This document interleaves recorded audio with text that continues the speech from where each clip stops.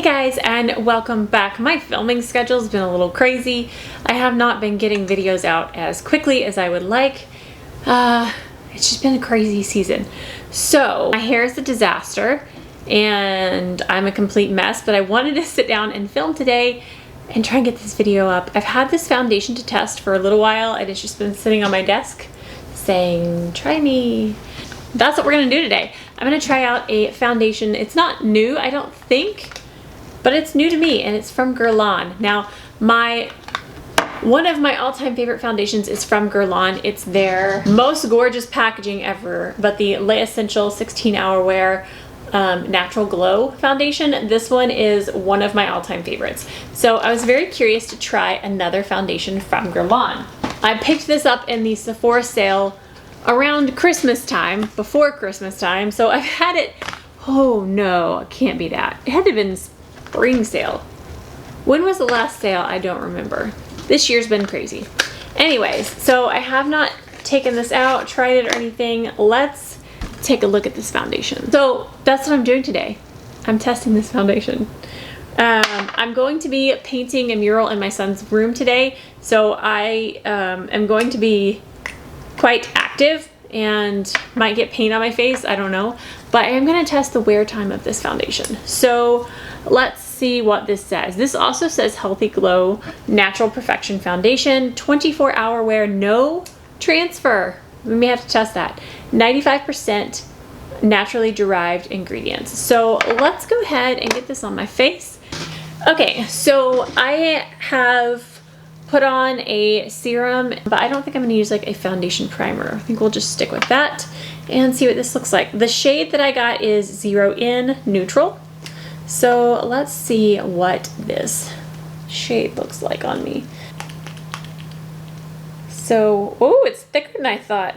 There's the consistency of the foundation. It looks a little bit dark on me, but let's see. I think it'll blend in okay. It does have a fragrance. It's an interesting fragrance. It's not like a perfume, pretty smelling fragrance. It's like a Neutrogena moisturizer fragrance. Okay, so let's apply this and see what it looks like. I'm going to work it into my Merit brush and put it on. It's definitely a little bit dark on me, but I think with the rest of my makeup, it's going to be okay. So there is one side. It's looking okay so far. So it doesn't feel quite as dewy or hydrating as the other Guerlain foundation that I'm used to. It's definitely a darker shade for this being the lightest shade. It's definitely, I believe it's the lightest shade. It's definitely darker. I have some dry skin around my mouth and it's not looking bad at the moment as it's transfer proof, so we'll see since I'm getting it on my neck. Okay, so there's the foundation. I would say that this is about a medium coverage. It covers just enough. It's not too heavy, but it definitely does give some coverage. I'm very curious to see if it will transfer or not, and since it is a little bit darker, we will see where it wears off first because my lighter skin will be poking through. But I'm gonna put the rest of my face on and then we will see. Yeah, it dries down to where it's not completely like powdery matte, but it's not as dewy and sticky as some other more luminous, but it still feels hydrating. Interesting. Okay, I'm gonna put the rest of my makeup on and then we'll see how it's looking with everything else.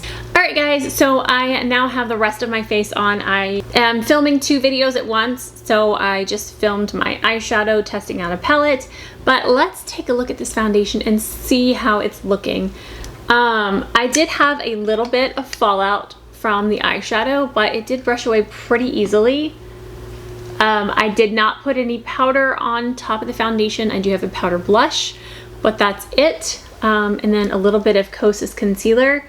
It's still looking pretty smooth. It looks a little bit heavier around this area than I would like. It's kind of sinking into these pores and exaggerating them just a little bit. The forehead looks fine. This area looks good.